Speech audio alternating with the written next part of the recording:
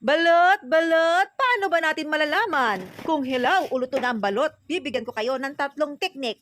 Pero bago yon, sa pagluluto ba natin ng balot ay kailangan ganyan lang ang level ng tubig. Pwede nyo pong takpan ang pagluluto ng balot kung maliit lang po ang sisiw. Pero kung malalaki na po ang sisiw ng balot o balot sa puti, ay dapat tuwag na po natin itong takpan sapagkat madali po itong mabasag. O ganyan lang po ang pagkakulo, dahan-dahan lang po ang pagkakakulo ng balot natin. Yan, inuurasan ko na lang po kasi syempre ang mahal ng ating ano ngayon, gasol kaya hinaan lang po natin. Ayan ang pagkakakulo para hindi po mabasag. Ayan, 10 minutes po.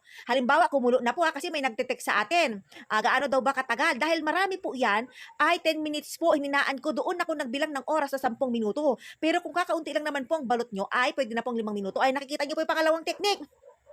Ayan, madali. Pag hinango po ang balot, ay madali po siyang matuyo. At yan, pangatlong technique natin ay, ayan, ayan, pag umikot na po siya ng bilog, ayan, pag bumibilog na po siya, ibig sabihin luto na po yung balot.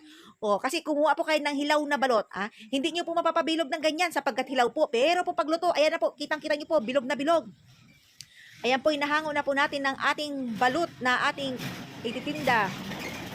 O, yun lang naman po ang technique po natin. Ang una, sa pagkulo, 10 minuto lang po. Ang hina, doon na po, patayin na po natin kung may 10 minuto na po. Pero pag kunti lang naman ang balot na iluluto nyo po at pangkain lang, pwede na po ang 5 minuto. Para hindi na po, makatipid na po tayo sa gasol. O yan.